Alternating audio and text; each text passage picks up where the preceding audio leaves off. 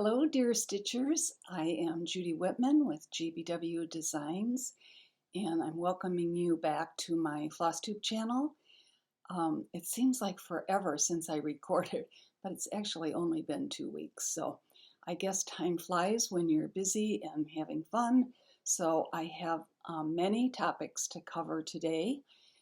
Questions that came in, a find on one of my antique samplers. Let's see what else. I have some other pictures, some thank yous for floss tubers, some other models to share with you. So I'm going to jump right in, and I think I'm going to address the questions first that came up after the last floss tube that I recorded. So I hope my brain is working here. I seem to be stumbling. Let's see. So the first question had to do with a comic board, which I know is such an odd name, but I've shown you, if you watch my past videos about finishing, I use this, and this is as a result of a professional finisher's recommendation as the base when I mount my pieces. And it's actually not very thick, but the beauty of it is that it can be cut with scissors. And so it actually is used in the comic industry, which probably most of us aren't familiar with, but the comic board enthusiasts use it to store their comic books. So they'll put this in a bag and it keeps their books nice and flat. So I actually have a comic book store here in Kalamazoo, and so I can go there and buy. You have to buy a package of it. I think it's like 50 pieces, but you probably don't need that many. I go through quite a few actually for my classes and for myself, but share it with friends. And it's very cheap. I think a package of 50 is like $8. So if you don't have that kind of store in town, you could also order it on Amazon. And I've forgotten, someone asked the weight of it. I think it's 24 point. I looked at my old package. And then a second question had to do from another viewer about what kind of fabric glue do I use. And I buy this at Hobby Lobby. I'm sure Michael's, any of the craft stores carry it. This might, I think before I've always bought an Aileen brand, but this is called Crafter's Pick, and it is fabric glue. It works great with the finishing, so it dries beautifully. So that's another answer for some of your questions that you had. And then the third question was an interesting one, and I thought it had, maybe others wondered this too. They were wondering, if you're starting a round design, where do you begin? And she asked in particular about doggies in the round. And if you look at my charts, I'm going to cover it here, there are always arrows up at the top. And I actually start right at the very top of the piece. And actually I do this with most, I know everyone has a different way of beginning their design. Some people start at the bottom, some people start in the left corner. With a round design, I tend to start in the top center, and then I kind of work side to side. These are sometimes tricky to follow because you have to be real careful with your counting. But I did, this model is actually packed right now, and I'll tell you about why in a minute. But I did find one model I was able to put my hands on, which is Rabbits in the Round, which you've seen before. So once again, I would start at the very top and work side to side. So I hope that helps with your questions, or gives you answers to your questions. And then there was one other product that I showed in my last video. And this was the Wooden Joy sign, and it was from Hobby Lobby. And she was unable to find it at her Hobby Lobby, but she called and talked to somebody, I think, at the store, and they returned her call. And they gave her the SKU number of this product. It hadn't appeared on the website yet, but they told her that it was coming. So I want to give you the SKU number for this. It is 5569884. So if you're looking for this product, hopefully you'll be able to find it. So let me set that one aside. I wanted to, one of my topics, one of many, is that I have a page on Facebook called Friends of JBW Designs. I've mentioned it many times before. You just have to say you want to join, and I, of course, let everybody in. The beauty of that particular site is that people, stitchers, post pictures of what they've been working on. And it's just so much fun to see. Now, the picture I'm going to show you is kind of laughable in a way because I had to take a print off of that site. If I was more tech savvy, I'm sure, like many of the other floss tubers, they say, oh, I'll insert a picture here. Well, I haven't mastered that art yet. So I'm going to just show you a picture, which is just truly amazing. One of my viewers named Rhonda and her daughter and 2 other family members have made 150 of my designs, my small designs, and mounted them into 3-inch round hoops. And these are going to be favors for her daughter's wedding in December, which I think is just incredible. And several people had questions. I think she worked them either on a 28, 30, or 32 count fabrics, depending on the design. Someone also asked her, why don't you tie a ribbon at the top around the little screw part? And she said, my daughter doesn't really want a ribbon there. And the other interesting thing that they did is on the back of the hoop, she had stickers made to cover the stitching that give the name and date of the bride and groom. And I thought that was just a beautiful, beautiful gift. And how lucky are those people who are going to the wedding? And we just hope that they appreciate what they've received because it's such a generous gift.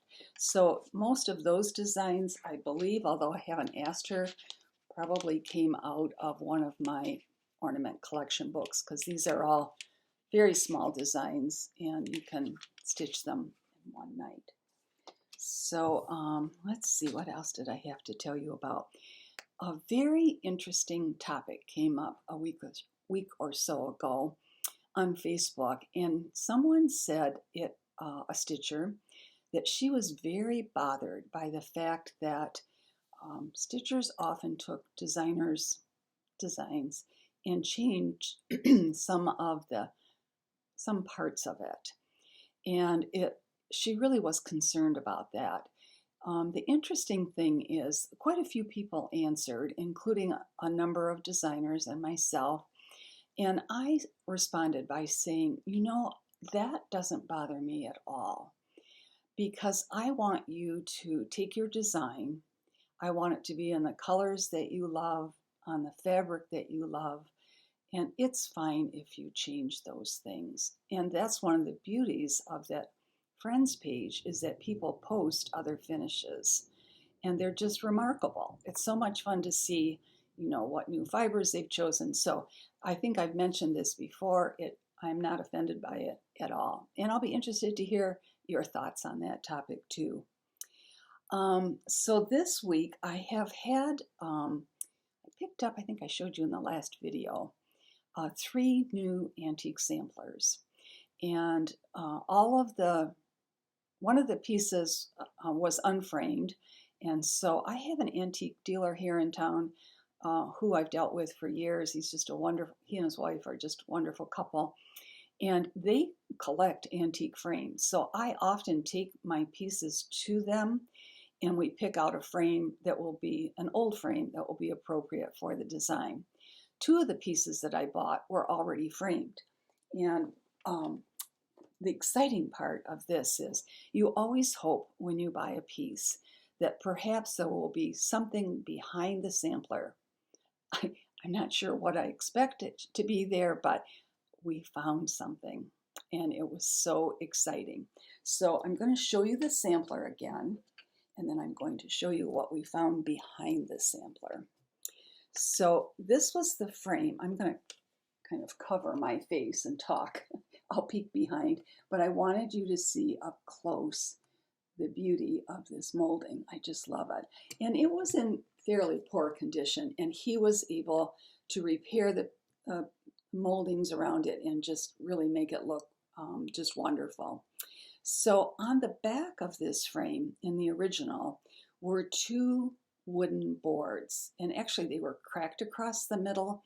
You could kind of tell from the nails that they had been there for a long time. So let me set this down. It's a little heavy. When he took it apart, look what he found behind the sampler. It is a picture of a very old two-story home, and we've been studying this picture very carefully, trying to get clues. I think we have some clues, which I'll tell you about. And I'll show you back on the sampler when I pick that up again. The interesting thing is there is a man sitting right here. He almost looks, you're not going to be able to see because of the glare of my light, but he almost looks kind of ghost-like. The other interesting thing about the picture is that they must have loved birds because they have 4 very tall bird feeders on long poles that go above the house. And we studied this sampler trying to figure out the kinds of trees that are in the picture. We studied the fence because it's quite unusual because it has a solid base along here. There are lace curtains in the windows. There are, and this is going to be very hard for you to see, but there are 2 brick chimneys on the top of the house. So I was so excited, and he was too, to find this gem. So the next thing that we did is we went back, and they love to do research too, and we studied the sampler again, and it is done, and this, you're going to laugh at me because I mispronounce words all the time. My family thinks it's quite funny, and it really is. But this word is a tongue twister. This is the city where the stitcher, whose name is Monica A. Marshall, stitched this piece. And I looked up the pronunciation, and first I'm going to tell you how it's spelled. It's Treworgey, and it's Tjorgi. I'm sure I'm messing that up, but it's close. So the interesting thing is there's actually a town in Cornwall, England by this name, but there's also a town in Maine by this name. So that kind of gave us a clue possibly to the origin of the house that we saw that was behind the sampler. And as I studied it, I also finally realized that there is a date on here. It's very hard to see. It's down at the bottom. It is worked in, she used like a red floss and then kind of a gray. And incidentally, looking at the back of the piece, the colors had stayed pretty true. They hadn't faded much, but it actually says 1902. So that means the sampler is 119 years old. I have not charted this yet. I plan to release another collection of antique samplers probably in February or so, because I have 5 or 6 now that can go in the next collection booklet. And if I have a favor to ask all of you. So if any of you are from Maine or have any idea about this town, any history for me, any idea. I'm having trouble locating Monica Marshall in any of the records, but I'm going to keep trying because I'd love to find out more about her. So isn't that a cool story, just to find a treasure like that behind an old sampler? And it kind of goes with the theme of September, Sampler September. So I just love that. Let's see, what else do I have to tell you about? What have I been doing since Expo? So 2 weeks ago when I saw you, Expo had just ended, and as I mentioned, it went very well. This was a wholesale market that was only open to shop owners. And so now I had to dive right into getting ready for my next show. And I want to tell you a little bit about it, just in case you've never been to a retail show. So you may have heard about it. I've mentioned it. There's a show called, I'm going to take a quick sip of water here. See. my voice. There is a show called Needlework Galleria, and it wasn't held last year, of course, due to COVID, but it's being held this year next week. It starts on Thursday night. There's an early bird shopping, and then we're open all day Friday and Saturday. And it is a retail show open to the public. And what I'd like to do today is just briefly describe what that show looks like. And I want to tell you who's going to be there because it's quite exciting. There's quite a wonderful array of vendors.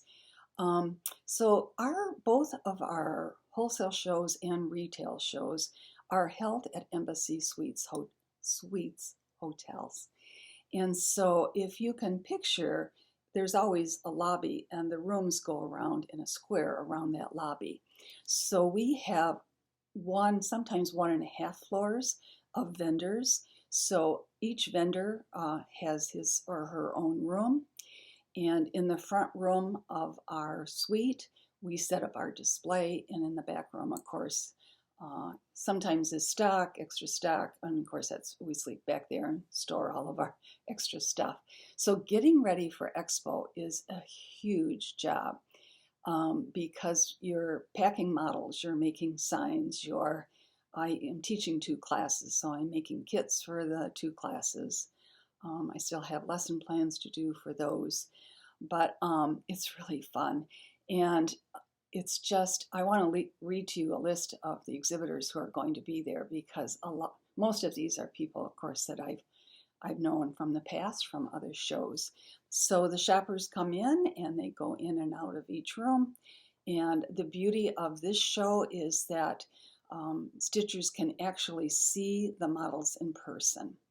And you know, it's very hard. I just showed you the rabbit design.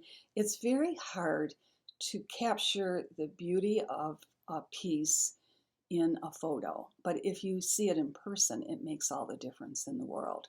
So it's just a fun show to go to. So let's see, let me read some of the people who are going to be there. So Cross Stitch Antiques, that's Kathleen. Dames of the Needle, who is Elizabeth, and she carries all those wonderful trims and velvets. Erica Michaels, that's Linda Stoltz. Fabrics by Stephanie. So there's a little bit of everything, incidentally. There are fabric companies, I'm going to read designers, there are other wood products, etc. Hands-on Design, Kathy Haberman, Maureen from Heart's Content, Tracy from Ink Circles, Teresa and Brian from Needle Bling, Needleworkers Delight, which is the actual Zweigert's shop in New Jersey, and they bring tons of fabric. The shoppers just love that, seeing it in person. Janice from Noteworthy Needle, Pam and Bob from Old Colonial, Sharon from Purple Thread, Karen from Rosewood Manor. Let's see, I'm missing some people here. Susan Greening Davis, Michelle from Stitching Pretty, Beth from Summer House, Stephanie from Lindy Stitches, and there are 2 shops there too. Inspired Needle, and Kathy from Inspired Needle is the one who puts on this show. And then Lindy from the Silver Needle in Tulsa is there also.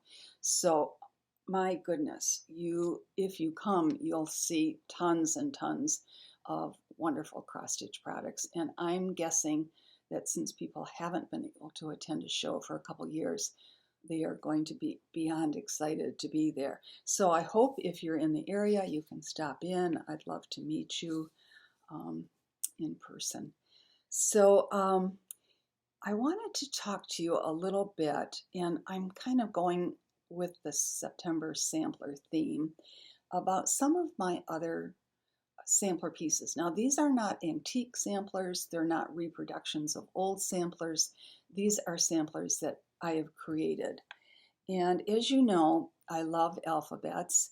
And just last week, if you watch Brenda and Laura from Brenda and the Cereal Starter, they mentioned Ode to Britain.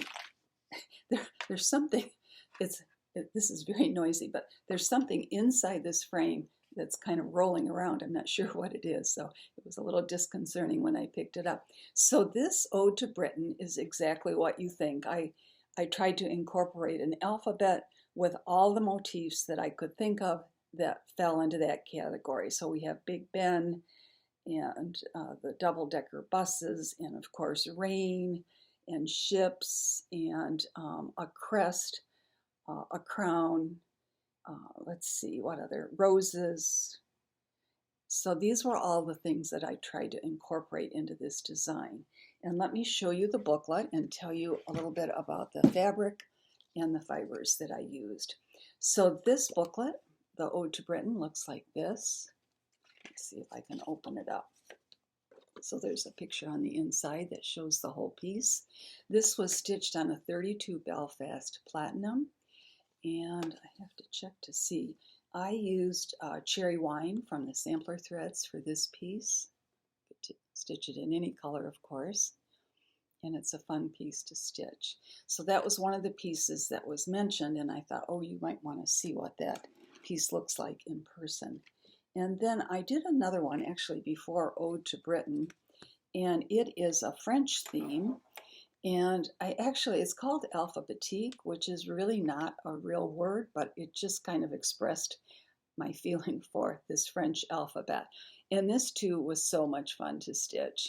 And let's see, I've got a bee skep, of course, and the Eiffel Tower, and a crest and crowns, and all kinds of motifs, the lyre, the laurel wreath that go with anything French. And this book too, let's see, let me set this down. Oh, I forgot to tell you. So in both samplers, did I do it in the Ode? Nope, I didn't. But in this particular sampler, let me show you up close, I love using antique buttons. And so I just chose antique buttons from my collection and just added them to several parts of this design. And you could do that with Ode also, of course. It's kind of fun. It adds another element to the design. So this booklet looks like this. It actually opens up. I'm going to show you quickly with the chart on the inside.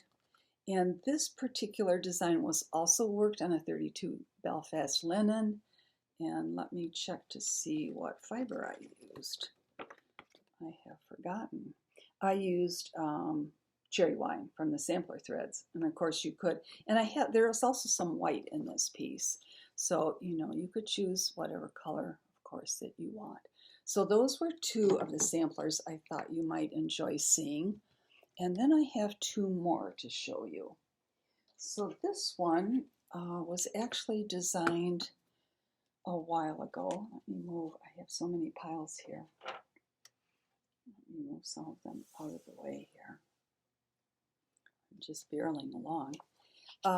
This is called Floral Alphabet, and I have a wonderful collection of alphabet books that I have collected over the years. I don't even know how many I have. There are lots of them.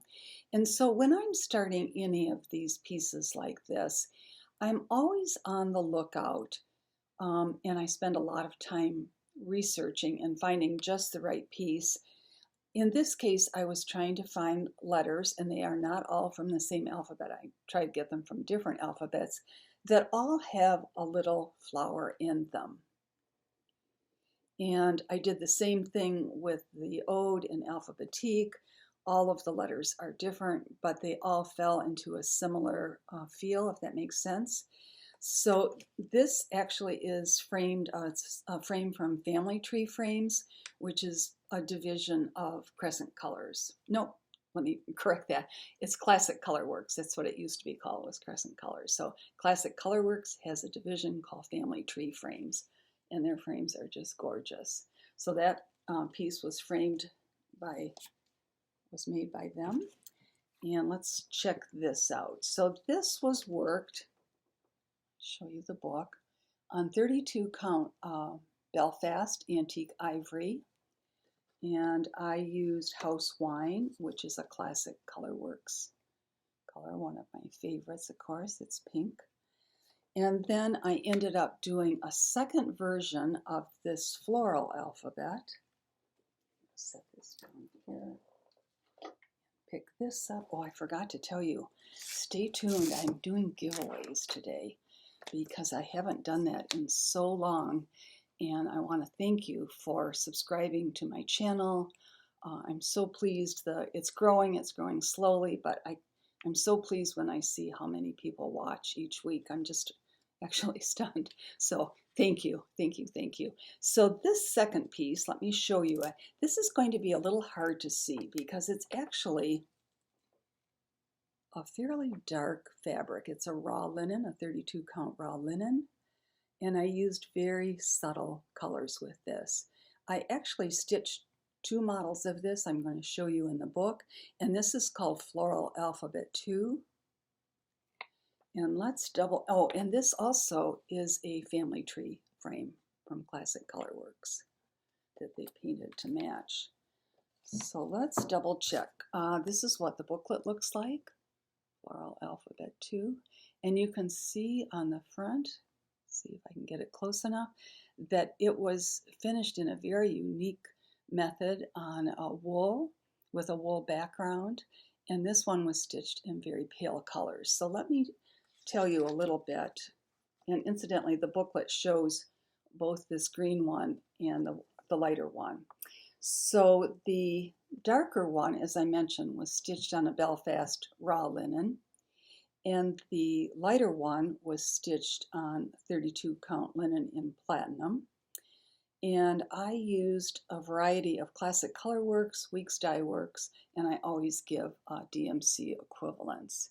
So in that booklet it shows you this one, and it shows you this one, and then if you open it up, the chart of course is on the inside. So those are the 4 samplers that I thought I would share with you today. So now we get to the exciting part. First, I want to do one more thing. I want to make sure that I thank a number of floss tubers who have been so supportive of me. As I mentioned, Brenda and the Serial Starter, Brenda and Laura mentioned several of my designs last week, which I thought was so thoughtful that they had purchased. Annie from the Proper Stitcher has been wonderful each week about mentioning some of my designs, either that she's purchased or that she's finishing. So I am so grateful to both of them. And then I got the most wonderful handwritten note from Crisscross Stitcher this week. And he has a delightful channel also, and he's been very supportive. And he just wrote such a sweet, thoughtful note because I had sent him some products to give away. And you know, it's always nice to get real mail in the mail, isn't it? So it's been a long time since I've given away anything. So I actually have, all right, so I'm going to organize my desk again. It's a lot of moving around here. So I have 5 products that I'm going to give away this week. And the first 2, and this is a thank you for watching, of course, and participating, and of course I hope to build my subscriber list. This actually is a plaque that I used last year. Let me set this down 1 minute, because I need to show you the book. So this was from Christmas in the Round. I'm not even sure that they have this anymore, but I tend to go in and buy extras of a lot of the products I use, and I've decided that it's time for me to give them away to you, my viewers. So I actually have 2 of these Merry Christmas plaques, and I mounted that design. I actually covered the Merry Christmas, mounted it as we've talked about in the past, and if you need a review on that, just ask questions and I'll do it again next time. So I've got 2 of these. So these are prizes 1 and 2. I'm going to list them in numerical order, and then you can tell me which ones you're interested in, and I will do the random number generator and choose winners for all 6 pieces, or 5 pieces. So the third one is going to be a plaque that I bought a couple weeks ago, and it's called Hello Fall, and I thought that it would really look sweet with either Fall in the Round or Halloween in the Round mounted in the center of this. So that's going to be prize number 3, and that will include a booklet and the little wooden plaque. So let me set that one down. And then I'm also, number 4 is I'm going to give away 2 of my new books. So Christmas Smalls came out at Expo, and it actually has, let's see, let's open it up. It has 5 designs in it. The strawberry, the little pin key, the needle case. Let's see here. On the front, it has the scissor case and the little scissor fob. So that is going to be prize number 4. And then the last one is going to be another new one called Dashing Through the Snow. And you've seen this if you've watched the videos in the past. And this features 3 different models of the same design. So I worked it on white with blue, and I also worked it on over one on a red linen. Sorry, my light is kind of goofy here. So tell me what prize you're interested in, and let's see, I'm trying to think of what phrase I was going to have you use this time. Why don't you try to use either samplers or September in your comment and tell me what you're working on these days. I'd be really interested to know. I know many of us have many works in progress. I actually have not started designing new pieces yet.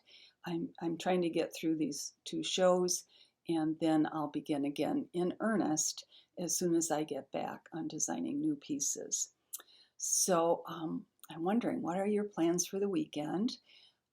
We have 2 birthdays in September coming up this next week. Actually, my daughter-in-law Brenda's birthday is today, and my husband's birthday is next week. So we are going to have a picnic on Sunday to celebrate our 2 birthdays, September birthdays. And I want to thank you so much for watching. If you want to get a prize, there are a couple of, rules about it. You have to be a subscriber. You have to like the channel. You have to be over 18. And I'm trying to think and do not use the word giveaway in your comment. So I'm hoping to give away prizes. And so I'll announce the winners in the next video. Hopefully it will be in 2 weeks if all goes well. And thank you so much. You're just great. Love you all. Bye-bye.